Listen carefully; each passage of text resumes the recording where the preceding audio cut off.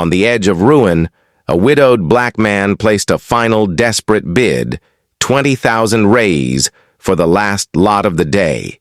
A 19-year-old girl trembling on the auction block, sold by her own parents. A strong and obedient 19-year-old, "Girl!" he shouted, gesturing toward the young woman standing atop a rickety wooden platform. Her disheveled hair fell over her face, partially concealing a fresh bruise blooming on her cheek. Her parents, weathered and hollow-eyed, stood nearby, their expressions blank, as if they had long since surrendered to the weight of their choices. The girl, Clara Bastos, kept her gaze fixed on the ground, her body rigid with the resignation of someone who had learned to expect little from the world. Elias Sampaio stood at the edge of the crowd, his fists clenched tightly at his sides. At 42, he was a widower, the only black man in Villa Esperanza to hold a land deed, a hard-won achievement that had cost him years of toil and sacrifice. His dark eyes flickered with a quiet intensity as he watched the grotesque spectacle unfold. The auction, though not uncommon in these parts, carried a particular cruelty today. Clara's own parents had placed her on the block, offering her to the highest bidder for 20,000 rays. The sum was modest, but for Elias it represented nearly everything he had left after a brutal drought had ravaged his small farm. Those funds were meant for seeds, his last hope to save his land from foreclosure. Yet, as the bidding began, something stirred within him. A memory, a principle, a refusal to let this moment pass unchallenged. 25 contos, a voice cracked from across the street. Zeca Pimenta, the wiry owner of the local grocery store, raised his hand with a smirk that betrayed his predatory intent. Clara's shoulders twitched, a shiver running through her slight frame. 30 contos, came another bid, this one from Juventil Barros, a farmer notorious for his cruelty, especially when emboldened by drink. The crowd murmured, the air thick with tension. Elias closed his eyes briefly, his jaw tightening. 30 contos was a fortune, more than most in Villa Esperanza could dream of spending on a whim. For Elias, it was a sum that could tip him into ruin. 50 contos, Elias declared, his voice steady and resolute, cutting through the chatter like a blade. A heavy silence descended upon the square. Dozens of faces, mostly white, weathered by sun and hardship, turned toward him, their expressions a mix of shock and barely concealed contempt. Clara's father, a gaunt man with a sneer curling his lips, narrowed his eyes, his greed warring with his disdain. 70 contos, he spat, as if daring Elias to push further. The crowd's murmurs grew louder, a hornet's nest of indignation and disbelief. Elias stepped forward, his boots kicking up small clouds of dust as he approached the center of the square. In gold coins, he added, his voice unwavering. The inspector Tucci shifted uncomfortably, his authority challenged by the audacity of a black man bidding so boldly. Mr. Sampaio, I believe you don't, Tucci began, but Elias cut him off. The law guarantees that any free man can bid at a public auction, he said, his gaze locked on the inspectors. Unless you'd like to explain to a crown judge why you refuse the highest bid. For the first time, Clara lifted her head. Her eyes, weary and shadowed, met Elias's for a fleeting moment. There was no hope in her gaze, only a bone-deep exhaustion that seemed out of place in someone so young. The inspector hesitated, glancing at the crowd, then at Clara's father, who stood rigid with fury. 70 contos, Tucci announced, reluctantly. Pimenta and Barros exchanged a glance, their faces sour, but neither raised the bid. Sold, the inspector declared, slamming his gavel down with a sharp crack. The square erupted in whispers as Elias moved forward to settle the payment. Memories flooded his mind. His late wife, Benedita, humiliated in this very square years ago when the townsfolk had tried to drive them out. her simple grave, where she'd lain for 2 years, taken by a fever no healer in Villa Esperanza would treat. The crushing loneliness that had haunted his shack ever since. He pushed the thoughts aside, focusing on the task at hand. Clara descended. From the platform, her steps hesitant, her eyes downcast. Up close, Elias noticed older marks on her arms, faint scars that told a story of pain endured in silence. She moved as if expecting a blow, her body trained to avoid attention. "What's your name?" Elias asked, keeping a respectful distance. "Clara," she whispered, barely audible. "Clara Bastos." He nodded. "I'm Elias Sampaio." "I know who you are," she said, surprising him with the quiet certainty in her voice. "The whole village knows." As they walked away from the square, the crowd's murmurs grew louder, a chorus of disapproval and suspicion. "God help us. They sold the girl to a black man," someone muttered. "This won't end well," another hissed. Elias felt the weight of their stares, sharp as daggers, but he kept his head high. Clara trailed a step behind, her posture submissive, as if she'd been taught that defiance came at a cost. As they passed Zeca Pimenta's warehouse, the grocer spat on the ground. "70 contos is a lot for something you won't keep long, Sampaio," he taunted, loud enough for the crowd to hear. Elias ignored him, guiding Clara toward his cart, where his horse, Matungo, waited patiently. He helped her into the cart, noticing the faint tremor in her hands. Not fear of him, he realized, but the weight of a lifetime of cruelty and betrayal. "I won't hurt you," he said softly, so only she could hear. "You have my word." For the second time, her eyes met his, and in them, Elias saw a flicker of something familiar, a stubborn spark, the kind that had kept him standing in a world determined to see him fall. "Why?" she asked, her voice blunt, cutting through the silence. Elias didn't answer immediately. He set the cart in motion, the wheels creaking as they left the village behind, the hostile gazes of the townsfolk fading into the distance. "Because I know what it's like to be treated like cattle," he said finally, his voice steady but heavy with memory. Unseen by the crowd, a small metal object glinted briefly inside Clara's worn shoe, a secret she guarded closely. As the cart rattled along, she cast a fleeting glance toward a shadowed figure watching from the edge of the square. There was more to this quiet young woman than anyone in Villa Esperanza could have imagined, and her presence would soon set in motion a chain of events that would reshape the village forever. Elias's shack lay 10 kilometers from Villa Esperanza, nestled among dry fields and a sparse grove of pepper trees. By the time they arrived, the sun had dipped below the horizon, painting the landscape in shades of deep blue. Clara surveyed the property in silence. A modest but tidy shack, a small shed, and a stone well surrounded by a wilted flower bed, its blooms long since defeated by the drought.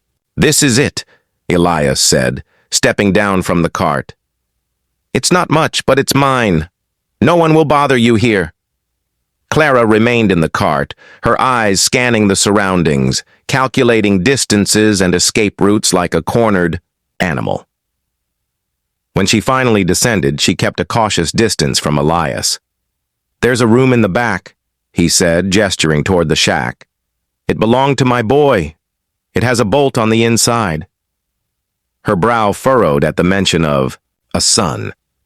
"Your boy, Damião," she said quietly. "He died with his mother, from a fever, 2 droughts ago." Elias nodded, his face impassive, though the memory cut deep. "He was 5. Inside the shack, a lamp flickered on a small coffee table, casting a warm glow over the simple space. Clara's posture stiffened. She hadn't missed the sign that someone had been there recently. "Wait here," Elias said, noticing her tension. He checked the house quickly, then relaxed. "Dona Aurora was here. She left some cookies." Clara's eyes flickered with recognition. "Dona Aurora Teles?" The midwife? She asked. Elias raised an eyebrow, surprised. You know her? Clara nodded faintly. She helped my mother deliver a baby once. The shack was humble, but meticulously kept. Books were stacked neatly in crates that served as shelves, and an old peroba table gleamed with polish. It wasn't the home of a broken man, but the sanctuary of someone who refused to surrender. Over a simple dinner of bread and beans, Elias spoke calmly. You're thinking about running away tonight, aren't you? Clara froze, her body taut as a bowstring. It's not my fault, he continued, his tone gentle but firm. But there are 3 henchmen in the forest to the east, hired by Colonel Amancio after some captives escaped from Medeiros' farm. Clara's eyes narrowed. I'm not a captive. Elias nodded. No, you're not.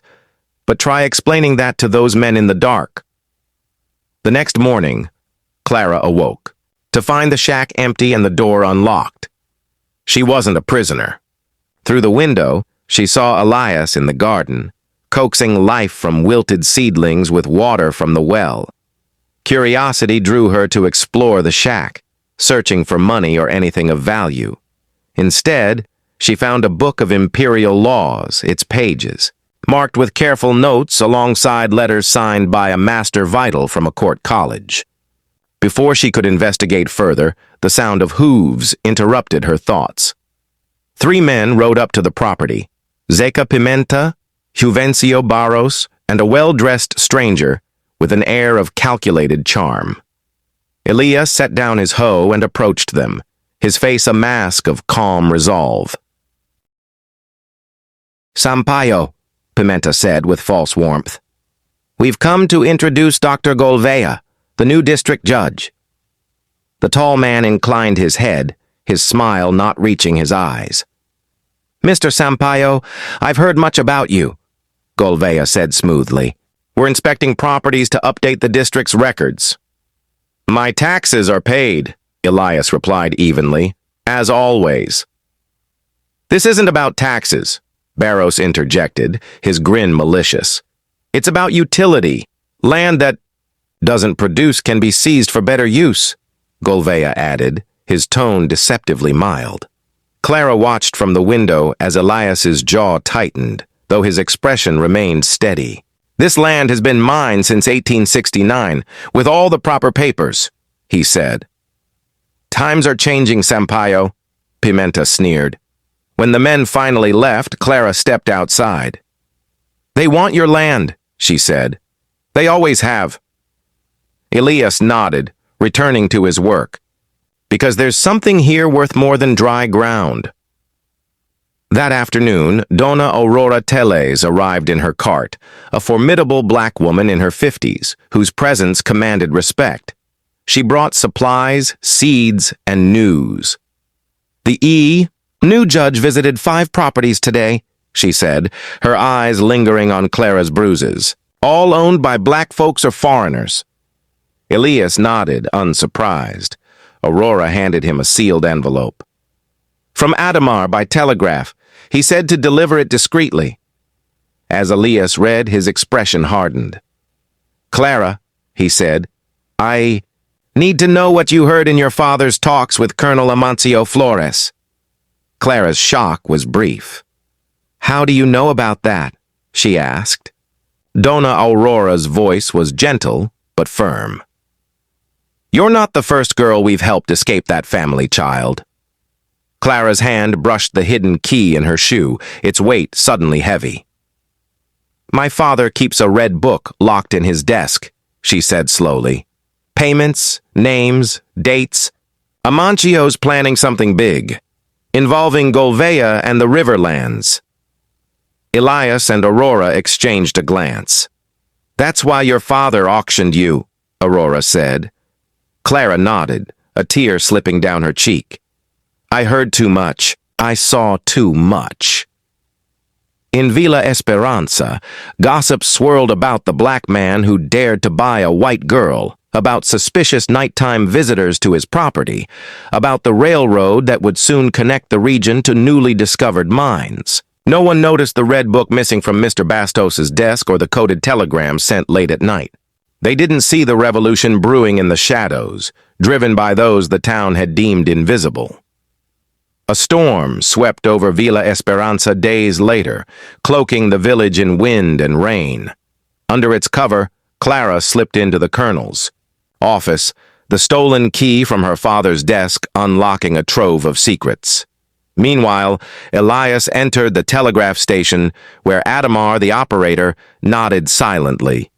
"The line's free to the capital," he said, leaving Elias to send his message. By morning, the storm had cleared, and Colonel Amancio, Judge Golvea, Pimenta, and 2 other landowners met in the warehouse, their faces pale with panic. "What? Do you mean the documents are gone?" Amancio hissed. "They don't just disappear." Golvea adjusted his tie nervously. "The cabinet was locked. Only I have the key." Pimenta downed a shot of brandy. "It's that black man, Sampaio. He's trouble." "Impossible," Amancio snapped. He'd never get into City Hall unseen. But at that moment, 6 copies of the stolen documents were nailed to the church, market, and City Hall doors. Donna Aurora posted them with the calm of routine, exposing a scheme to seize strategic lands before the railroad's announcement. By 10 o'clock, when the church bell rang, a special train arrived, carrying an Imperial Railroad representative, a provincial inspector, and a journalist. Elias led them through the village, where crowds gathered around the damning papers. "It's all lies!" Amancio roared from the warehouse door. "Slander!" "Including your signature on every page?" the inspector asked coolly. "Or the map showing how you plan to reroute the railroad for your own gain?" Barros tried to flee but was stopped by Inspector Noguera. "Did you know?" Barros stammered. "Not everything," Noguera replied, "but enough." Clara emerged from the church, arm in arm with Father Lino. "This young woman," the priest declared, "brought evidence of crimes that harm us all." Clara faced her father's furious glare without flinching. "You sold me," she said, her voice steady, "as if I were nothing, just as you sold this town's honor." Bastos's cruelty spilled out. "Your mother left because she couldn't stand you, a mistake we regretted every day." Elias's voice cut through the silence. "Every person here has the same worth, Bastos. Dignity isn't for sale." As the conspirators were led away, the village buzzed with shock and reluctant admiration. A private conversation between Elias and the railroad man went unnoticed, as did the inspector's careful review of Elias's land deed. Donna Aurora and Clara shared a knowing glance as the journalist approached them. The question lingered in the air. How had a black man and a sold girl toppled Villa Esperanza's corrupt elite? The answer lay in years of quiet planning, in letters to the capital, in the courage of those who refused to be broken. 6 months later, Villa Esperanza was transformed. The train station rose on Elias's land, now a hub of fair trade. His shack shared space with a school, where Clara, now Clara Sampaio after a quiet ceremony, taught children of all backgrounds. Amancio languished in prison, Golvea had fled, Pimenta toiled at a distant port, and Bastos was a broken man, shunned by all. Master Vital's scholarships offered new futures, and the village council now served the community, not the powerful. Clara, once a girl who couldn't lift her eyes, now stood tall, teaching under a jatoba tree. "I never thought I'd be here," she admitted to Elias. "You just needed room to breathe," he replied, hammering boards for new desks. Under the orange sky, Clara gazed at the village, its lights twinkling with promise. "I wanted revenge," she said. "Now I see freedom is about building a table where everyone can sit. They tried to make us nothing," Elias said, "but our worth was never for sale." The train station's towers gleamed, a symbol of shared prosperity. In the classrooms, books opened new worlds. Elias and Clara had sparked a revolution, not by tearing down walls, but by building bridges. "They tried to break us," Clara told her students, "but broken things reflect light in ways the whole never could." Their story, born in a dusty square, proved that dignity transcends all, and when the oppressed rise, entire worlds can change. Elias Sampaio's land, once dismissed as barren, now pulsed with activity. Workers hammered and shouted, their voices mingling with the clatter of carts and the low hum of progress. The school, a modest structure beside Elias's shack, bustled with the laughter of children, black, white, and immigrant, learning under the shade of the jatoba tree when the heat grew too fierce. Clara Sampaio, no longer the trembling girl sold at auction, moved among them with quiet confidence, her voice steady as she taught letters and numbers to those once denied such knowledge. 6 months had passed since the day the Red Book's secret spilled across the village, dismantling the corrupt web spun by Colonel Amancio Flores, Judge Gouveia, Zeca Pimenta, and Clara's own father, Mr. Bastos. The fallout had been swift and unforgiving. Amancio now languished in a provincial penitentiary, his dreams of land, grabs and railroad schemes reduced to dust. Gouveia, exposed as a fraud, had vanished under cover of night, though whispers from travelers suggested he'd been caught in a distant province, peddling lies under a new name. Pimenta, stripped of his warehouse by mounting debts, toiled at a port far from Villa Esperanza, his taunts silenced by the weight of his fall. Bastos, Clara's father, had become a ghost in his own village, his wealth and influence gone, his days spent begging for scraps from those who once feared him. The townsfolk, who had once turned their backs on Elias and Clara, now spoke of them with a mix of awe and unease, their names woven into the fabric of Villa Esperanza's new story.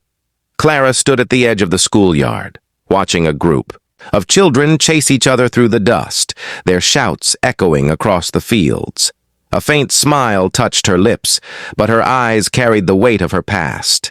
The scars on her arms, though fading, were a reminder of the life she'd escaped, a life where her own parents had valued her less than a handful of coins. The small carved key she'd once hidden in her shoe now hung on a cord around her neck, a symbol of the secrets she'd unlocked and the freedom she'd claimed. She glanced toward Elias, who was repairing a fence near the shack, his hands steady and deliberate. He'd given her more than a home. He'd given her a purpose, a chance to rebuild herself from the ashes of her old life. The school had grown beyond their expectations. What began as lessons for 3 black boys barred from the village's old school had swelled into a haven for dozens of children. Families from neighboring farms sent their sons and daughters, drawn by rumors of a place where learning was offered without prejudice. Clara taught with a quiet fire, her lessons infused with the conviction that knowledge was a weapon against the chains of ignorance and oppression. She read to them from Elias's book of imperial laws, explaining their rights in simple terms, planting seeds of courage in young minds. The children listened, wide-eyed as she spoke of justice, not as an abstract ideal, but as something they could demand and defend. Elias, too, had changed.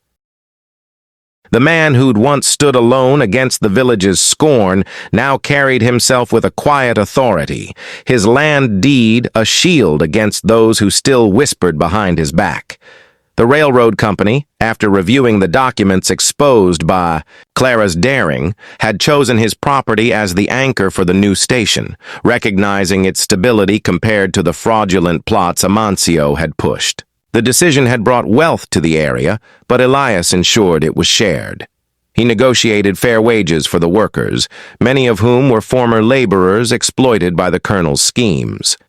His shack, once a solitary refuge, now served as a meeting place for the village's new council, a diverse group of farmers, traders, and even a few women, including Dona Aurora Teles, whose sharp mind and fearless spirit had helped spark the revolution. Dona Aurora arrived one morning in her cart, her presence as commanding as ever. She brought a basket of fresh bread and a stack of letters, her eyes gleaming with news. "The capital's talking about Villa Esperanza," she said, handing Elias a sealed envelope. "Master Vital sends his regards." Elias opened the letter, his face unreadable as he scanned the words. Clara, wiping chalk dust from her hands, joined them, curious. "He's secured funding for the school," Elias said, a rare smile breaking through. 20 more scholarships and books. Proper ones, not just my old law texts." Clara's eyes widened. 20 more? We'll need another teacher." Aurora laughed, a deep, warm sound. "You'll manage, girl. You've got the heart for it." Master Vittel, the lawyer from the capital who'd mentored Elias years ago, had been a shadow in their story, his influence felt through letters and telegrams. It was Vittel who'd first taught Elias to read the law, to understand the power of documented rights in a world that sought to strip them away. Years before, when Elias was a young man scraping by, Vital had advised him to buy the seemingly worthless plot of land outside Villa Esperanza, hinting at its future value. That foresight had proven true when the railroad plan surfaced, and now Vital's network in the capital amplified their efforts, connecting Villa Esperanza's quiet rebellion to broader currents of change. The village itself was unrecognizable. The dusty square, once a stage for cruelty, now hosted a weekly market where farmers and artisans traded goods under the watchful eyes of the council. The church, where Father Lino had once stood with Clara to denounce the corruption, now offered literacy classes for adults, led by a young woman from a neighboring town who'd heard of Clara's work. The telegraph station, once a tool for Amancio's schemes, now buzzed with messages of commerce and hope, managed by Adamar, who'd quietly supported Elias from the shadows. Even Inspector Noguera, who'd hesitated at the edges of the uprising, had found his courage, overseeing fair enforcement of the law and earning grudging respect from those he'd once served. Yet not all was peaceful. Whispers of resentment lingered among those who'd benefited from the old order. A few farmers, loyal to Amancio's memory, grumbled about the new council's rules, claiming the village had lost its proper ways. One evening, as Clara locked the school for the night, she overheard 2 men muttering near the market. "Sampaio's got too much power now," one said, spitting into the dirt. "And that girl, she's no teacher, just a runaway playing at being important." Clara's grip tightened on the key around her neck, but she kept walking, her head high. She'd learned to ignore such voices, though they stung like salt in old wounds. Elias, too, faced challenges. The railroad's success had drawn attention, and with it, new threats. A letter arrived from a rival company, offering to buy his land at a fraction of its worth, laced with veiled warnings about accidents that could befall those who refused. Elias burned the letter in the fire pit behind his shack, his face grim. "They think they can scare me off," he told Clara later, as they sat under the stars. "But I've faced worse than their words." Clara nodded, her hand brushing the key. "We've faced worse together," she said, her voice steady. Their partnership had deepened in the months since the auction. The ceremony that made Clara a Sampaio wasn't just a formality, it was a declaration of family, of shared purpose. They were not bound by romance, but by something stronger, a mutual understanding of what it meant to be deemed worthless and to prove otherwise. Elias taught Clara to read the law, sharing the knowledge Vital had given him, while Clara brought a fire to their work, her courage tempered by the pain she'd endured. Together, they were a force, their actions rippling beyond Villa Esperanza. One afternoon, a stranger arrived on the train, a woman in her 30s dressed in city clothes, her face sharp with purpose. She introduced herself as Mariana Lopez, a journalist from the capital, sent by Master Vital to document the village's transformation. "The papers are calling Villa Esperanza a miracle," she said, sitting with Elias and Clara in the shack. A black man and a young woman bringing down a corrupt elite? It's a story the Empire needs to hear. Clara hesitated, her fingers tracing the key. It wasn't just us, she said. Donna Aurora, Adamar, Father Lino, they all took risks. Mariana smiled, scribbling in her notebook. That's what makes it powerful. It's not one hero. It's a community. Mariana's visit brought new energy to the village. She interviewed farmers, children, even the old woman who'd once shunned Clara, but now proudly watched her son work at the station. Her articles, published in the capital's newspapers, painted Villa Esperanza as a beacon of justice, a place where the oppressed had rewritten their story. The attention brought visitors, educators, reformers, even a representative from the imperial court who arrived to inspect the school and left promising funds for expansion. But it also brought scrutiny. Letters from anonymous sources reached the council, accusing Elias of fraud, claiming Clara was a fraudster manipulating the village's trust. Each accusation was met with evidence. Elias's meticulously kept records, Clara's unwavering testimony, but the attacks were a reminder that their victory was fragile. One night, as Clara prepared for bed, she found a note slipped under the school's door. Scrawled in rough handwriting, it read, "You can't hide forever. The truth will bury you." Her heart raced, but she showed it to Elias the next morning. He studied the note, his face unreadable. "They're scared," he said finally. "Scared of what we've built." He placed a hand on her shoulder, a rare gesture of comfort. "We keep going. That's how we win." The threat didn't materialize, but it sharpened their resolve. Clara began training a young man, João, a former farmhand, to teach alongside her, ensuring the school would endure even if she faced danger. Elias worked with the council to draft new land protections, ensuring no one could be stripped of their property as he nearly had been. Donna Aurora, ever the strategist, organized women in the village to form a cooperative, pooling resources to support families hit hardest by the drought. Their collective strength grew, a bulwark against those who longed for the old ways. As the first anniversary of the auction approached, Villa Esperanza prepared for a festival to celebrate the station's opening. The square, once a place of shame, was now adorned with lanterns and banners. Children ran through the crowd, their laughter mingling with the music of a local band. Clara stood at the school's entrance, watching families gather, her heart full but heavy with memory. She thought of the platform, the gavel's crack, the weight of her father's betrayal. Then she felt Elias's presence beside her. "You're thinking about that day," he said, not a question. She nodded. "I thought I'd never escape it."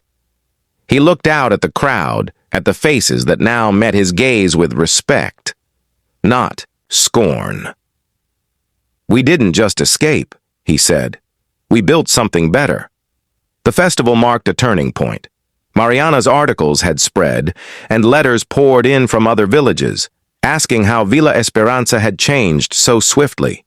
Clara and Elias began traveling, sharing their story, teaching others to read the law, to organize, to fight.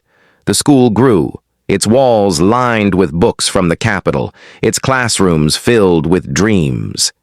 The key around Clara's neck became a symbol not just of her past, but of the doors she'd opened for others. Elias, once a solitary figure, was now a leader, his land a cornerstone of a new era. Years later, when the story of Villa Esperanza was told, it wasn't just about a black man and a souled girl who toppled a corrupt system. It was about a community that refused to bow, about the quiet power of those deemed invisible. Clara would tell her students, now numbering in the hundreds, "They thought we were broken, but broken things can shine brighter than the whole." And Elias, watching the trains roll through the station, would add, "Dignity isn't given, it's claimed, and once you claim it, no one can take it away." Their legacy, forged in a dusty square, was a village reborn, a testament to the truth that worth is not measured by coins but by the courage to fight for a better world.